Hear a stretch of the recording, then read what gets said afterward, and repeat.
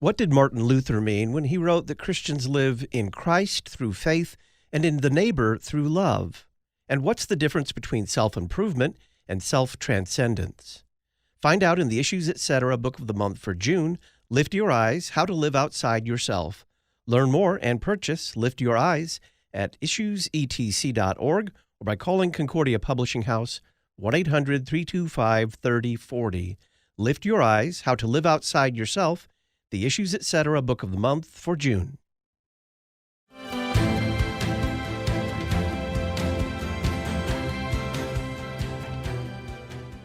Pro-life incumbents have done very well since Dobbs. Not one pro-life incumbent has lost a statewide race. Margaret Thatcher very famously said, socialism works great until you run out of other people's money.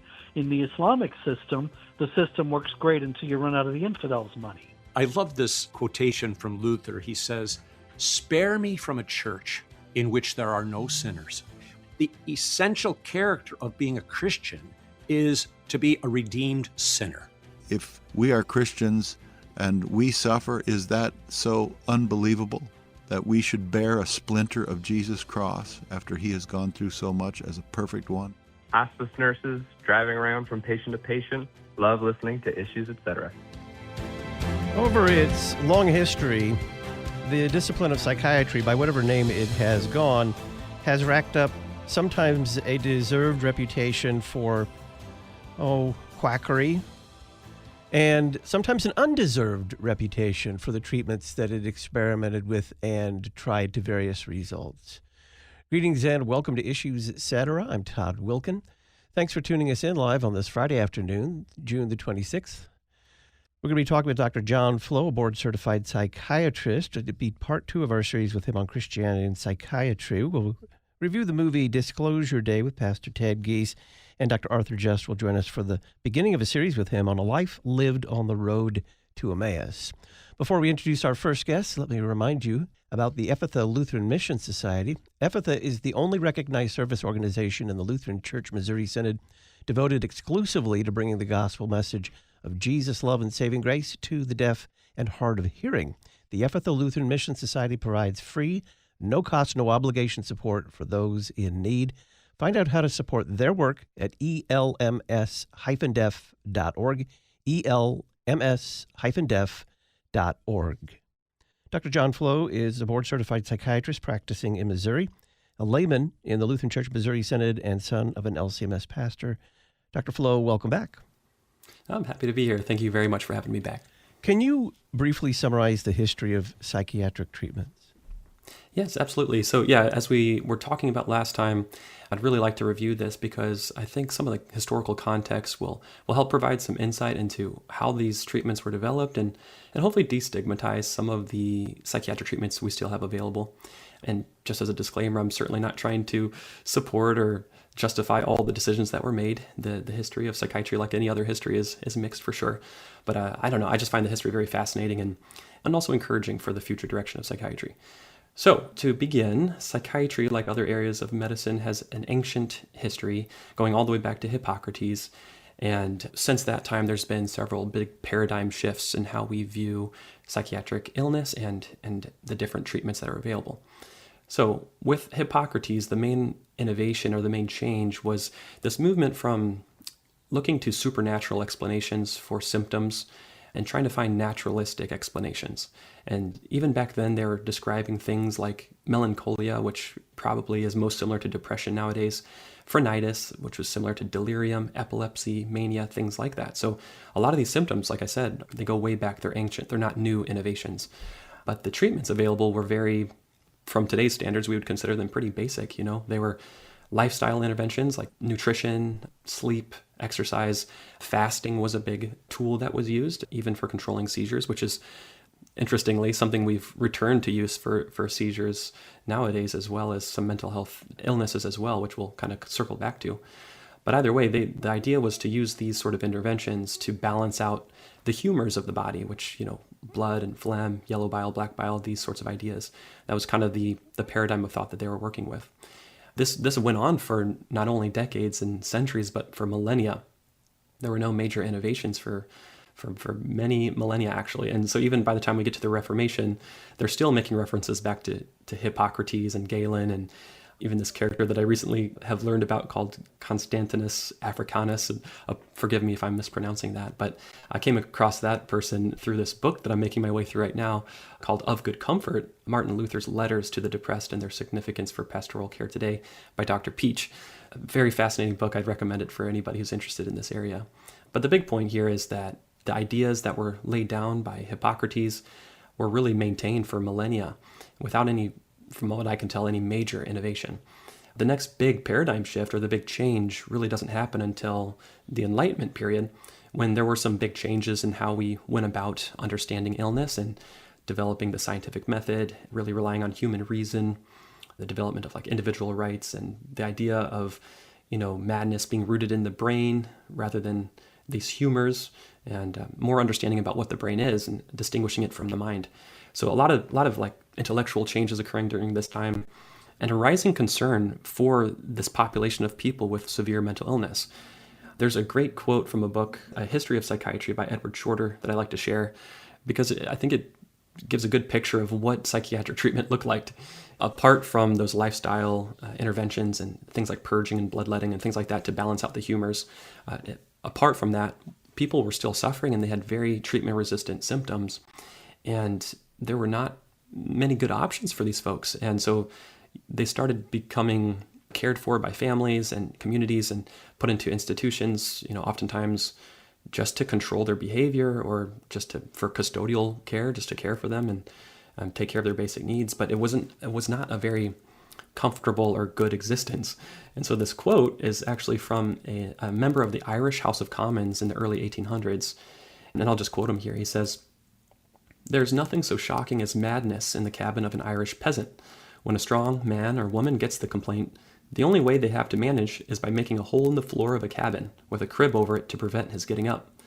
This hole is about 5 feet deep, and they give this wretched being his food there, and there he generally dies."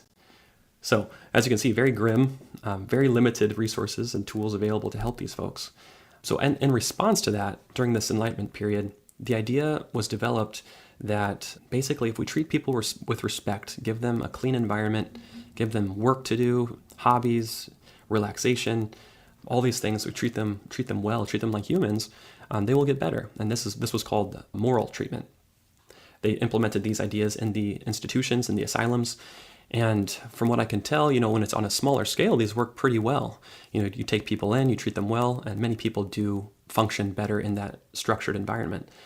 Unfortunately, over the next couple hundred years, these asylums started becoming like a catch-all for all sorts of problems, not just the severest cases. And so people were placed in there for intellectual disability and substance use issues and social issues, and as well as all the mental health illnesses that people were suffering from. And then the general trend is that they just became overcrowded and underfunded, and basically, there was more coercion used and restraints, and they developed into the negative institutions that we kind of think of them today, unfortunately. But that was also partly because there were not many other options. So we were just really desperate for any sort of alternatives that could be used. So that went on for some time, and it wasn't until later in the 1800s and early 1900s that there was another change. Interestingly, in 1856, two very influential people were born. One was Emil Krepling, and the other one was Sigmund Freud. And while many people are familiar with Sigmund Freud and how he influenced the field with psychoanalysis and talk therapy, investigating the unconscious mind and personality development and all these things, alongside him was Emil Krepling, who was also changing the field and really laying the foundations of biological psychiatry. So one of his main contributions, the things that he was noticing, was that there are two big groups of people with mental illness. Those who had slow deteriorating symptoms that often included cognitive deficits and psychosis, kind of what we would think of as schizophrenia or dementias today. And the other group had more of a cyclical disorder where they would go between depression and mania, and they would cycle through these different mood states. And so that really started to raise awareness that there may be something different about the brain function for these two different groups of people. And so even those observations were being made, there were no real treatments to target those two different separate groups of people. So in the early 1900s, in kind of what we consider to be modern psychiatry and psychotherapy being developed, really the main tool, in addition to the asylums, was psychoanalysis, psychotherapy. It wasn't really until that first couple decades of the 1900s that we started to get any other sorts of treatments. And here, during this time period, is when we get to some of these more controversial, kind of brutal therapies that when people are very skeptical of psychiatry, they point to them and say, how could you consider doing something like that? And again, I'm not trying to justify every decision that was made, but I think it's interesting, as we're learning more about the brain during this time period, they're identifying the actual neuron in the late 1800s, Brodmann's areas and the different parts of the cortex and their different roles in movement and sensory function are being developed in the early 1900s. So we're learning more about brain function. And also there's increasing just things being noticed in the population. For example, some of your listeners might be familiar with the story of Phineas Gage, who was an American railroad worker who had a prefrontal lobe injury. And this changed his personality and caused a lot of people to wonder, well, what's going on here? How is the frontal lobe, the front part of the brain, influencing and participating in personality and behavior? So with that kind of history and then increasing knowledge about different brain regions and their function, there's the increasing interest in targeting specific brain regions and doing certain things to the brain directly to try to improve mental health symptoms. So during the early 1900s, one of the first, a few examples here, one of the first that was used was this idea of fever therapy. And this was developed because practitioners were noticing that patients with neurosyphilis would have some improvement in symptoms after they had a high fever for whatever reason. So they ran with that idea and they said, well, what if we give patients with neurosyphilis malaria? And then when they have that high fever, that'll prevent the neurosyphilis from developing. And then we can treat the malaria later with appropriate treatment. Well, this actually worked for some people. And interestingly, this was the first psychiatric treatment that received a Nobel Prize. So clearly had some merit to it, although we would look back on that and say, wow, it's a pretty brutal treatment there. Another example would be the prefrontal lobotomies and leucotomies that were developed in the 1930s. Again, very brutal and something that we don't do today anymore, of course. But at that time, they were thinking, well, maybe mental illness was rooted in these pathways in the brain that are fixed and problematic. An idea that we actually now see a lot of merit with, and we're actually working with that with neuro treatments. But back then, they had the similar idea, and they thought, well, what if we disrupt those pathways and we can maybe improve some of these symptoms? And then they did some animal studies, and they found that if they separate or disconnect the frontal part of the brain from the deeper regions of the brain, there was a change in the aggression and the behavior of these animals. So, again, they ran with that idea, and they started to access the brain by drilling holes in the skull and accessing the tissue and disrupting some of those connections. And they had enough success that warranted them continuing that for some time, and they actually got a Nobel Prize for that work as well. So even though that is no longer in use, it is something that they showed to be somewhat helpful for some things like aggression or anxiety, but of course it caused all the other problems, like personality changes and apathy and a decreased cognition, executive function, all those problems. So either way, we have this development of these somatic treatments, the kind of treatments of the brain directly. And the final one that I want to review during that time that was developed is convulsive therapy.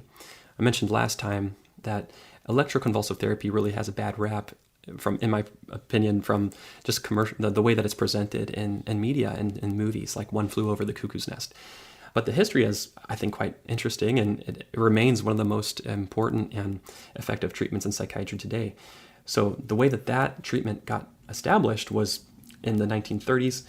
Practitioners were noticing that schizophrenia or psychosis and epilepsy rarely occur in the same person. At least that was the observation they were making at the time. And so the idea was that if we could induce a seizure, that maybe psychosis would improve. And so initially there was a practitioner named Meduna who was using camphor and chemicals to induce seizure and had enough success to kind of promote this idea, and it was refined and improved upon by some Italian psychiatrists, neurologists, Cerletti and Bini. And they used electricity, which was being harnessed around that time in the early 1900s. And they were able to improve upon the earlier work. And since then, we've just gotten more and more refined with the treatment. So how it was portrayed, how ECT is portrayed in One Flew Over the Cuckoo's Nest is totally wrong. First of all, in that story, the character who received ECT didn't even have an appropriate mental disorder that ECT would be effective for. It seemed like he had some personality disorder maybe, or some sort of criminal behavior, pattern of behavior, but that's not a reason to give someone ECT, and certainly not against their will. So really that was more of an assault on him and a violation of his civil rights than an appropriate psychiatric treatment. Nowadays, ECT is, like I said, one of the most effective treatments for example, psychotic depression. The remission rates are close to 90%. And there's no violent convulsions. People are asleep, they're under sedation, or they're under anesthesia when they receive the treatment. It's very controlled. There's a brief seizure that's triggered with electricity, and it's all very well monitored by numerous doctors, nurses, and other support staff, and the patients come out of it, and it can be truly life-saving for the right group of people. That was all being developed in the early 1900s. So far we've got the asylums, the psychoanalysis, and now we have some actual brain treatments that were being developed. And that went on for several decades until about the 1940s and 50s. And around that time was the next big innovation. At that time, there were a few serendipitous discoveries that really just changed how we approach psychiatric treatment. So in the 1940s, there was a psychiatrist named John Cade in Australia, I believe, who was studying bipolar disorder and he had this idea that it was linked to gout somehow and uric acid. So he's experimenting with that in animals, and he was using different solvents to make uric acid more soluble, and so it could be administered to these guinea pigs. And he found out that whenever he used lithium as a solvent, that it was actually having a nice effect on the behavior and the symptoms that he was studying in these animals. And so then he switched his idea, and then the idea became, well, maybe lithium is the therapeutic agent here. And sure enough, that has become pretty much the gold standard treatment for euphoric mania. It remains one of the most effective treatments that we have today. Also in the 40s and 50s, then they were looking to develop other types of medicines and molecules for surgical procedures, and including antihistamines for sedation. And they stumbled into several compounds that seemed to also improve psychotic symptoms. And so that led to the development of chlorpromazine, which was the first antipsychotic. And then later, they were treating patients for tuberculosis with iproniazid, and they found out that their depression was getting better. So that led to the first antidepressants. And then from then on, it's a really big paradigm shift rooted on this idea of neuromodulatory chemicals. So thinking about dopamine and serotonin, norepinephrine, these sort of chemicals that we can introduce to the body through medicine, through pills and tablets, that can then change brain activity. And again, most of these were just kind of accidental discoveries that were identified as people were trying to solve other problems. But either way, the idea that we could treat people with medicine rather than causing tissue damage with these somatic symptoms, like the leucotomies and lobotomies, and as an alternative to talk therapy or psychoanalysis, totally changed everything. And during the 50s and 60s, when there's the kind of anti-establishment movement and deinstitutionalization, different movements socially and politically, that created additional pressure that, hey, we need to shut down these asylums that have become problematic. And now we have these medications that can treat people effectively. So there's so much optimism with these medications that, and then we have this movement away from the institutions and into community treatment. And so from then on, pretty much until now, there's been just an expansion of medications. And to be honest, since then, not a whole lot of brand new innovative medicines have been developed. They've just been improvements, marginal improvements of prior agents, making them more tolerable, safer, and slightly more effective, I'd say, at least in some cases. Like with clozapine, for example, one of the most effective treatments we have is much better than some of the older antipsychotics for treatment-resistant psychosis. And now more recently, we're re-exploring psychedelics and including ketamine. And these are some of the newer kind of improvements in the realm of medications. So that's kind of still the primary treatment for most people when they pursue mental health treatment. But since then, there's also been some major innovations in neuromodulation. A lot of them were kind of brought into psychiatry from neurology. And like I said in our last discussion, that neurology and psychiatry have a shared history, and then there was like a split, in the early 1900s and mostly in the 1900s when these treatments are being developed. But to me, it seems like we're kind of coming back. We're kind of having a reconvergence of the fields. And kind of to lay out the history here, that basically the idea was that you could stimulate certain parts of the brain with an implanted device that would mimic a lesion. So remember, before there were neurosurgeons and psychiatrists experimenting with causing lesions or damage to the brain to break up these problematic circuits, like the lobotomy and leucotomies. The idea here was that we could use an implanted device to cause a stimulation or to disrupt brain activity. So instead of causing brain damage, we would just interfere with the communication of these pathways. And so deep brain stimulation was being studied to pursue this end in the 60s, 70s, and 80s.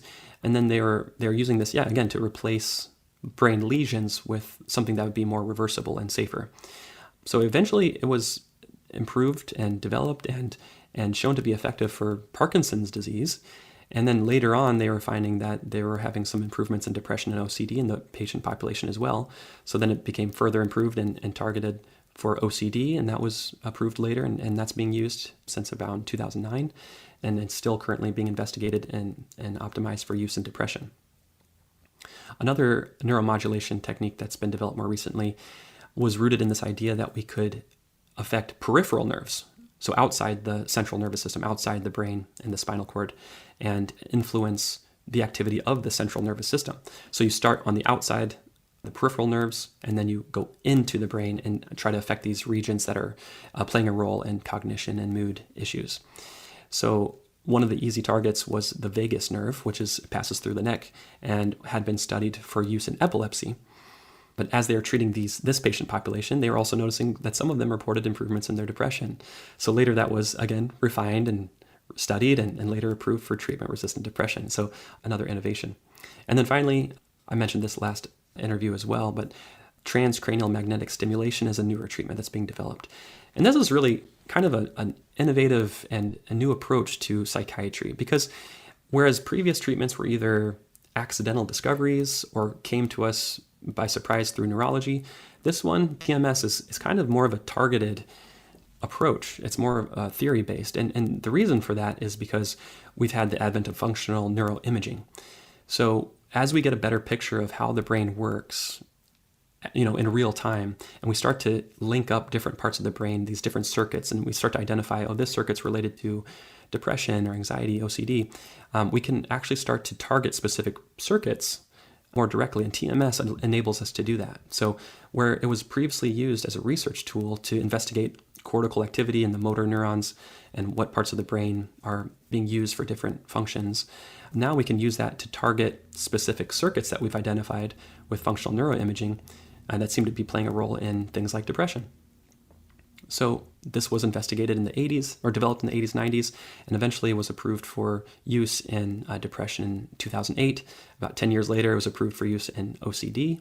And then a couple years after that, it was actually approved for use in smoking cessation. And moving forward, of course, they're looking for ways to apply it to all sorts of other disorders as well.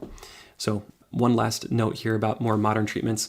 Like I kind of alluded to earlier, there's been a resurgence of metabolic psychiatry. So the idea of how do we improve cellular health through nutrition, exercise, sleep, all these wellness activities to improve each individual cell so that the brain can function better. This has gained a lot of attention too recently, because we found that fasting and diets that mimic fasting, like the ketogenic diet, for some people, it actually snaps them out of very treatment-resistant depression, psychosis, and bipolar symptoms. So there seems to be a very powerful signal there too, and that's a very ancient idea. So it's pretty cool. We've kind of moved from these ancient ideas involving lifestyle and nutrition. We've gone through all the stages of asylums and institutionalization, kind of accidental discoveries of medications, the development of somatic treatments and brain stimulation, and now we're kind of circling back to metabolic interventions as well. So I know that's a lot, but there's a long and interesting history that's there, and I'm very excited about the future direction. I think we're moving to a much more directed, theory-based, and personalized approach to mental health moving forward. Dr. Flo, what are we going to discuss in part 3 next time? Yeah, next time I'd like to talk more about the effectiveness of these treatments. Number one, are they effective or not? How effective are they? How do we even measure that? Then we can talk about the treatment course for people once they do choose to pursue some sort of treatment. What does that look like? And then just kind of a Christian view, a Lutheran view on when should just the average person consider even seeking treatment in the first place. Dr. John Flo is a board-certified psychiatrist practicing in Missouri. He's a layman in the Lutheran Church Missouri Synod and son of an LCMS pastor. Dr. Flo, thank you. Thank you. When we come back, we will review the movie Disclosure Day with Pastor Ted Geese.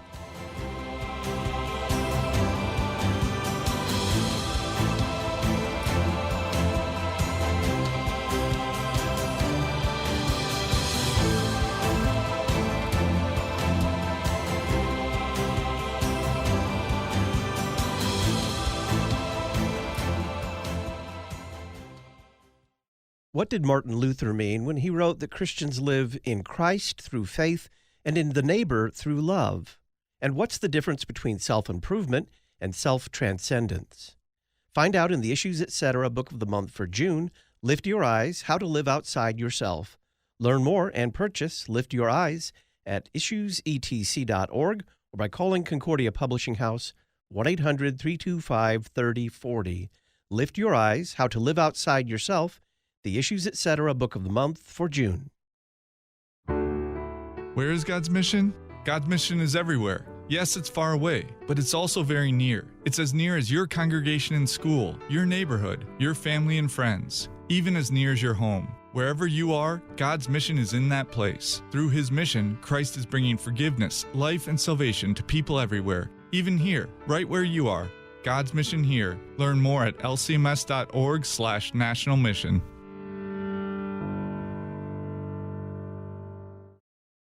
Hymnody is important, very important. It's an invaluable tool that helps teach and confess the faith. Singing hymns is something we all do together on a weekly basis, yet some congregations find it difficult to sing confidently without the support of an instrument. If you are one of these congregations that can't find an organist, Church Music Solutions can help. Our substitute organist service allows your hymns and liturgy to be played on your instrument to help inspire and support your congregation's song. Keep singing with Church Music Solutions. Hearing is taken for granted until you don't have it. It happens at all ages. Unfortunately, some are born deaf. Others lose it gradually. The end is the same, a world of silence. The Ephatha Lutheran Mission Society serves the deaf and hard of hearing domestically and internationally. They're the only recognized service organization in the Lutheran Church Missouri Synod devoted solely to the deaf of all ages. Learn more at elms-deaf.org.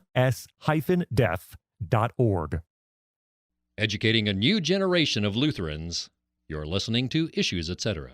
Thanks to the following congregations for standing with us by becoming an Issues Etc. congregational sponsor: Calvary Lutheran, Baltimore, Maryland; Faith Lutheran, Capistrano Beach, California; Good Shepherd Lutheran, Lincoln, Nebraska; Emmanuel Lutheran, Osceola, Iowa; Messiah Lutheran, Keller, Texas; Prince of Peace Lutheran, San Diego, California; St. John Lutheran, Algoma, Wisconsin; St. Paul Lutheran, Cedar, Michigan; Trinity Lutheran, Auburn, Nebraska; and Zion Lutheran, Gwinner, North Dakota.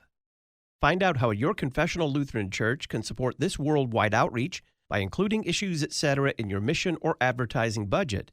Just go to issuesetc.org, click Support Donate, and print a one-page flyer. When your congregation becomes an Issues Etc. sponsor, we'll publicize your church on the podcast, at our website, and in the Issues Etc. journal.